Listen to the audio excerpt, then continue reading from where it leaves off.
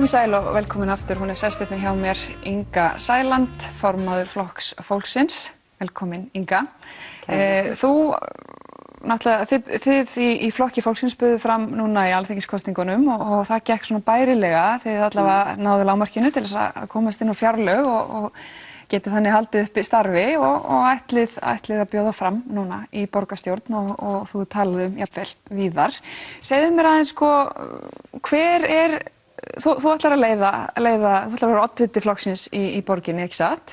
Já, það er það sem við höfum gefið út akkurat núna, en það er nú náttúrulega næstu því ein heil meðganga í kosningarnar, þannig að þá er nú kannski eitthvað ýmislegt eftir að gerast hjá Flokki fólksins fram að þeim tíma, en eins og staðan í dag þá er ég jú sú sem kem til með að leiða listan okkar. Það var í rauninni fyrsta skrefi sem var tekið í áttina því að bjóða fram í sveitarstjórnarkosningunum, tekið bara strax í snemmi vor. Þegar að við náttúrulega, eins og þú bendir réttilega á, við förum inn á fjárlög og okkur þykir það okkar bara skylda að vinna að pólitísku starfi og vinna að þeirri hugsjón sem við fórum á stað með og miðað við það að meginreglan haldi það að kjörtímabilinu ljúki ekki fyrr en eftir 3 ár sem núna er í sambandi við þingi okkar, þá getum við ekki bara setið með hendur í skauti allan þennan tíma á fjárlögum og gert ekki neitt. Það er margt sem þarf að vinna svo sannarlega. Já. Og mikil vinna framöndan að við ætla að bjóða fram víðs vegar um landið. Segðu mér aðeins hver er, ef við byrjum bara á borginni, þar sem að þú líklegast leiðir, hver eru svona helstu stefnumál Flokks fólksins í borginni? Af hverju á að kjósa ykkur í borginna? Ég held náttúrulega að flestir sem eru að vinna að málefnum í borginni sjáu það eru svona ákveðin sameiginlegir þættir sem allir sjá eru hér í Lamasessi. Flokkur fólksins er náttúrulega flokkur sérstaklega almannahagsmuna. Við hugsum fyrst og síðast fjölskyldurnar og almannahagsmuni og þá sem eru hér að berjast í fátækt. Húsnæðismálin eru náttúrulega eins og við vitum það sem að hátt í 1100 einstaklingar fjölskyldur bíða eftir félagslegu húsnæði sem er náttúrulega alveg bara hræðilegt. Það er bara hræðilegt að við skulum vera státað einu ríkasta samfélagi á jörðinni og bjóða upp á það að þessa þjóðarskömm sem að fátæktin er.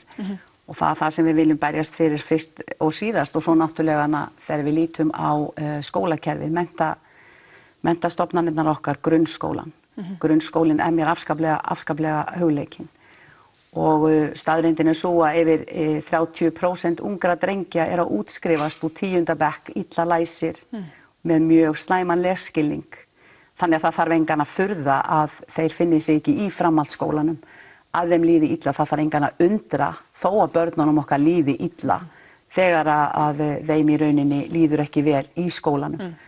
Og þess vegna segi ég það að mér finnst skólastefnan rekin föst inn í einhverjum ramma, mér finnst vera mjög lítið gert í því að bæði menntamálaráðuneytið í samstarfi við þá, af því að nú er grunnskólinn komin yfir til sveitarfélagana, að taka saman höndum virkilega og taka utanum grasrótina okkar, framtíðina okkar sem eru börnin og gera þau ánægð í skólanum. Reyna að gera allt sem í okkar valdi stendur. Við eigum jú að vera þau sem leiða áfram og þau eiga að læra og líta upp til okkar fullorðna fólksins og það erum við sem eigum að vernda þau og þess vegna finnst mér alveg með ólíkindum hvað börnunum okkar líður illa í skólanum og þá er ég að tala ekki öllum til Guðslánsins en allt og mörgum. Og það sem ég horfi mikið til, það er bara sjálfstyrking númer 1, 2 og 3 að byrja á því að taka litla einstaklingin þegar hann kemur inn í grunnskólan 6 ára gamall og hjálpa honum að vera hann sjálfur, að styrkja hann, láta hann vera glaðan, líða vel með það sem hann er og draga fram barnið og einstaklingin, ekki þessa hjarðhegðun og allir eiga sitja og standa eins og eitthvað kerfi vill. Mér langar að þú nefndir strax í byrjun áðan, þá nefndir húsnæðismálin og þú hefur náttúrulega verið töluvert mikið að ræða þessi velferðarmál og ég held að sé fáir ósammála því að það sé erfitt í húsnæðismálum í höfuðborginni. Þú talaðir í samtali við fréttastofu RÚV ekki fyrir svo löngu að til þess að leysa þennan húsnæðisvanda í Reykjavík að það langaði ykkur að þið vildu setja 1000 íbúða inn á markaðinn til þess að leysa koma til móts við þá sem eru á bið eftir félagsleg húsnæði. Hvernig nákvæmlega myndu þið útfæra þetta? Ég náttúrulega alls engin sérfræðingur, þetta hugsjónin. Ég engin sérfræðingur, ég get ekki talað eins og einhverju verkfræðingar eða neitt slíkt. Ég vil hóði þykist nú vita alla skapaða hluti og sé að bladra alla skapaða hluti. Þá það nú ekki þannig að ég sé alveg eldklár í hverju sem en við vitum þó að við byggðum hér á sínum tíma Breiðholtshverfi þegar var gríðarlega mikill skortur á húsnæði. Við áttum hér líka frábært kerfi, verkamannabústaðakerfi svokallað, þar sem í rauninni voru fastir, lágir, óverðtryggðir vextir, þar sem að fólkið gat gengið út frá því vísu hver greiðslubyrði þess var og það var ekki að hafa áhyggjur af því hvort það hefði ráð á því á næsta ári eða hreinlega myndi missa ofan af sér íbúðina sína. Eftir þetta svokallaða verkamannabústaðakerfi þá fengum við svona kaupleigu, það var líka að fara að bjóða upp á kaupleigu og ýmislegt. Við getum ef að við ætlum að reyna að vera skilsam. Þú sér fyrir rauninni bara stórfellda uppbyggingu og vegum borgarinnar stórfellda uppbyggingu til hagsbóta fyrir þá sem eru í lægri launum. Það sem verið að tala núna eins og í sambandi við þéttingu byggðar sem í boði núverandi borgarstjórnar. Auðvitað má nýta það pláss sem til staðar þó mér finnst nú eins og til dæmis að gerast hér í kringum þetta fallega útvarshús, mér finnst það nú ekki til sóma. Þeir á að kaffæra út á súsið okkar hérna í byggingum út af þessari þéttingu byggðar. En við sjáum fyrir okkur við eigum nóg, það bara rekin þessi lóðaskorta stefna, en við eigum nóg af fallegum stöðum til þess að byggja á. Ég persónulega bý í Grafarholti, það sem alveg fyrir mig, af því ég náttúrulega landsbyggða túta, ég fætt og alveg upp á Ólafsfirði og ég segi, mér finnst yndislegt að vera upp í Grafarholti. Við erum að sjá, þeir eru nú að byrja að byggja upp núna í Úlfarsárdalnum og víða. Og þú ert í rauninni sammála þá þessum flokkum sem núna hafa verið í minnihluta að þarna eigi að spýta í lófana og byggja meira í þessum svokölluðu úthverfum? Algjörlega spýta alveg helling í lófana. Það náttúrulega, við verðum að gera það vegna þess að kostnaðurinn eins og núna í þessari þéttingu byggðar sem ég var að tala áðan, það sem verið að tala að byggja þetta mörg hundruð íbúðir hér og hvar og eigi að koma til móts við þann húsnæðisvanda sem í borginni, það bara alránt vegna þess að það eru bara fáir útvaldir sem geta mögulega komist inn í þessar íbúðir og keyptar. Það engin verkamaður að fara að kaupa hér íbúð, 3-4 herbergja íbúð á 50 milljónir. Það bara segir sig sjálft fyrir utan það að hann kemist ekki gegnum þetta nálarauga greiðslumatsins sem að þarf að vera baki. Það í rauninni boðuð þessi stefna og það rekin þessi stefna, þú þarft að hafa einhverja silfurskeið eða vera með góðan bakgrunn til þess að eiga möguleika á því að eignast takk yfir höfuðið í Reykjavík og ekki bara eignast það. Ég veit ekki hvaða veröldinni þarf að styðja við til þess að geta leikta. Því að leigumarkaðurinn hérna, hann komin algjörlega út fyrir öll þolmörk. Þetta orðið slík græðgisstefna sem rekin hérna að það verður eitthvað að gera til að sprengja á þessu kíli og ég tilbúin að gera. Ertu með einhverja leiðir til þess einmitt? Líf Magnúsdóttir borgarfulltrúi nefndi hérna áðan að til dæmis Airbnb leiga á höfuðborgarsvæðinu væri orðin svo mikil að verðið hér væri að hækka mikið og þar af leiðandi færri staði fyrir fólk að búa. Ertu með einhverja hugmyndir í kringum þetta? Leið og það gerist það sjálfur sér, það hlýtur náttúrulega að verða bara kerfisverkandi leið og fjölgar íbúðum á markaði til þess að fólk geti keypt og jafnvel væru rekin hagnaðarlaus leigufélög sem að væri ekki hagnaðardrifin, sem eru eingöngu byggð utan það að koma fólki til hjálpar og fjölskyldum til hjálpar til þess að eignast stöðugt og örugt heimili. Því skulum ekki gleyma því að það voru ekki bara 9,1% barna sem liðu hér mismikinn skort í janúari fyrra þegar skýrsla UNICEF kom út stöðu barna á Íslandi.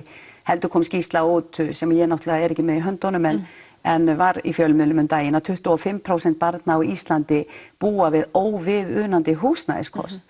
Og það eins og það gleymist gjarnan hvað það sem hjartað í samfélaginu, sem hornsteinninn í samfélaginu og það fjölskyldan. Það fjölskyldan sem við þurfum að styðja við og styrkja og taka utan á börnin okkar fyrst og síðast. Hver að verja þau? Já.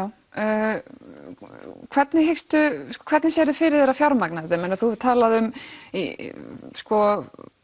þennan húsnæðisvanda með þúsundum íbúða sem mjög margir hafa tekið undir og einmitt nefnt Breiðholtið og verkamannabústaðina sem dæmi. Þú líka talað gjaldfrjálsa skóla. Sko, þetta er engar smá fjárhæðir ekki bara gjaldfrjálsa skóla, gjaldfrjáls mötuneyti sem kostar rúman milljarð á ári. Það er nú aðeins minna heldur en við erum að fá höggið af þessu rugli með orkuhúsið. Sko, það er oft sem verið að spara aurinn hér og hvar á meðan verið að fleygja krónunni og það er í rauninni þetta samfélag okkar virðist vera drifið áfram meira og minna á þessum hagsmunatengslum og að reyna að koma sjálfum sér að og ota sínum tota og það er í rauninni komið nóg. Við erum það fá, við erum ekki milljóna samfélag. Hvar ætlar að spara? Hvar sér þið fyrir Ég myndi byrja á því að vera ekki að hugsa neina borgarlínu. Borgin skuldar hér 300 milljarða. Hvaða rugl það að vera að tala borgarlínu? Auðvitað getum við ekki setið föst í umferðinni. Það segir sig sjálft. En það kostar nú sennilega svona það bil 10 sinnum minna að koma gatnakerfinu í eðlilegt horf með mislægum gatnamótum og annað slíkt hérna á til dæmis Miklubrautinni. Ég bý eins og ég segi upp í Grafarholti og auðvitað hefur maður þurft að lenda í því að vera margfastur. En það er ekki alltaf gatnakerfinu að kenna sem við sitjum föst í umferðinni, heldur líka hvernig þeir vinna, hvernig borgarstjórn hefur látið sjá gatnaframkvæmdir í borginni. Ég satt 3 klukkutíma í föst í umferðinni hér daginn frá því að sækja einhvern posa upp í Valitor til að komast heim til mín í Grafarholt því þá að verða á föstudegi miðjan dag. Auðvitað auglýst einhver örlítil töf og beðil sverfingar á því. Ég veit ekki hvað kallast örlítil töf en ég kann ekki við að sitja klukkustundum saman í boði borgarstjórnar vegna þess að þeir eru að láta grafa sundur götur og malbika bletti hér og hvar hábjartan dag á annatíma. Þannig að þetta er rauninni, sko borgarlínan er talin kosta eitthvað í kringum 70 milljarða sem að dreifist náttúrulega öll sveitafélögin á höfuðborgarsvæðinu. Það kostar nú eitthvað að leggja fleiri mislæg gatnamót. Ég meina þetta 10 til 12 milljarða kostar það að koma kerfinu þannig í lag og þá erum við ekki að taka Sundabraut inn í sem er framtíðar draumurinn og áhelst að fara að gera sem fyrst og það náttúrulega er ríki sem að mun sjá þá fjárhagslið nema þá að þeim hafi tekist borgarstjórn að gera borgina að skaðabótaskylda þegar þeir skemmtu möguleikana á að nýta Geldinganes möguleikan í Sundabrautina. En það er í rauninni, við vitum öll hvaða fjármagn borgarsjóður hefur. En við viltum líka að við eigum lífeyrissjóði sem eru með 4.000 milljarða. Við eigum líka náttúrulega okkar háa æruverði á Alþingi og ríkisstjórn. Ég tel að þarna þurfi allir að taka höndum saman sem vilja virkilega velferð íbúana og setja þá í forgrunn vegna þess að það nú til dæmis eitt sem aldrei hefur skeð í sambandi við lífeyrissjóðina, þeir hafa aldrei tapað á því að fjármagna og lána sjóðsfélögum sínum. Þeir gætu gert það á til dæmis þessum forsendum sem þeir eru að krefjast þessari grunnávöxtun þessi grunnávöxtun að krafa þeirra sem er 3,5% sem þeir hafa nú staðið við stundum og eins og gengur tapa alveg gríðarlegum fjármunum. Mín hugsjón er svo, minn draumur er svo að það sé það yndislegt fólk allstaðar þarna sem er við stjórnvölinn að við gætum tekið höndum saman, öll saman og ég hef gjarnan sagt tökum saman höndum hvar í flokki sem við stöndum með því að sýna samstöðu og með því að sýna vilja þá tel ég það að við getum í rauninni lyft grettistaki og við getum látið ótrúlegustu hluti gerast alveg ótrúlega hratt, skilvirkt, fljótt og vel. Og ég segi það, mér finnst að við eigum að standa saman og hjálpast að. Mér langar að koma aðeins inn á innflytjendamálin. Þú sagði sjálf hérna áður en við fórum í loftið að þið leiddist að tala um þetta, þið langaði ekki að leggja áherslu á þetta en það hefur einhvern veginn svona orðið þannig að það sem að þú hefur sagt lítið eða mikið þessi mál verðist einhvern veginn verða stórt fréttaefni í hvert sinn. Þú kvartaðir yfir því, talar oft það að sömu krónunni verði ekki eitt tvisvar að þær krónur sem að færu hér til dæmis í hælisleitendur gæti augljóslega ekki verið eitt á sama tíma í þá sem að minna mega sín hér, öryrkja, aldraða og svo framvegis. Af hverju velurðu að tala að sömu krónunni er ekki eitt tvisvar annars vegar í innflytjendur og hins vegar aldraða öryrkja en ekki sömu krónunni verður ekki eitt í aldraöryrkja eða gatnaframkvæmdir eða aldraöryrkja nei, þetta náttúrulega, sko, tölum aldrei innflytjendur í þessum málum. Aldrei. Hælisleitendur. Já, vegna þess að 10,6% þjóðarinnar eru innflytjendur, eru erlendur bergibúar og hafa í rauninni byggt upp það samfélag með okkur sem við þekkjum í dag. Þannig að það náttúrulega eitthvað sem að ber að vera virkilega þakklátur fyrir og við viljum sjá, við getum átt svo miklu fleiri svoleiðis. Það sem ég að tala núna hefur Sigríður Andersen hins vegar sett reglugerð við ný útlendingalög sem tóku gildi síðustu áramót. Sú reglugerð tók gildi fyrir nokkrum dögum síðan. Í raun og veru Sigríður Andersen með þessari reglugerð sem ég ætla að óska henni til hamingju með vegna þess að þó að við séum nú ekki systur í pólitík og samflokka að þá finnst mér þessi kona vera að ganga mjög svo skörulega fram og vinna þrekvirki í því sem að hún að gera og það þegar að, sko, við erum náttúrulega fullt af pólitískum andstæðingum og það segir sig sjálft. Við erum flokkur sem að aldrei höfum farið á þing eða aldrei höfum verið að sýna spillingun og aldrei verið að skrökva einum eða neinum og ekki ennþá fengið tækifæri til að standa við stóru orðin. Við erum litli flokkunum sem erum að mælast í þjóðarpúlsi Gallup með tæp 11% og ég ger mig fyllilega grein fyrir því það titringur allstaðar og það setið í hverju skúmaskoti til að reyna að skjóta okkur niður með öllum tiltækum ráðum. Það eina sem ég hef verið að reyna að benda á þegar ég tala engin fordæmi fyrir því að ákveðnir hælisleitendur fái ekki landvist eða hæli, þá það nákvæmlega þessi reglugerðin en að Sigríður Andersen að taka utanum. Það að flýta málsmeðferð þannig að við sýnum mannúð leið vegna þess að það sem að gerast til dæmis núna, þar sem að hælisleitendur eru látnir bíða hér í jafnvel 1, 2, 3 ár, búnir að fá skólavist, börnin fann að tala íslensku, þau eru í rauninni fulla væntingum og vonum það að þau séu að fá að eiga heima hér. Þá myndi ég 150% og alltaf segja að sjálfsögðu eiga þau að fá að eiga heima hér og fá að njóta vafans á því að íslensk stjórnvöld drægi slíkt og því líkt lappirnar að þau get ekki unnið vinnuna hraðar og skilvirkar.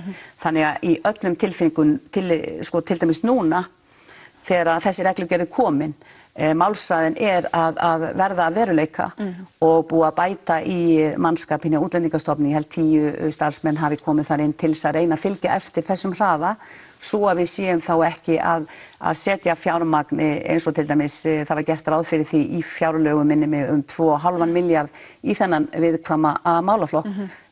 Sigríður Andersen sagði í viðtali að þau hefðu í rauninni haft það alveg á tilfinningunni að þetta væri alls ekki nóg. Ertu í rauninni að segja að þið svíði aðalega þessi kostnaður sem að fer í að halda utanum þá sem að munu hvað sem þurfa að fara úr landi? Fara, já.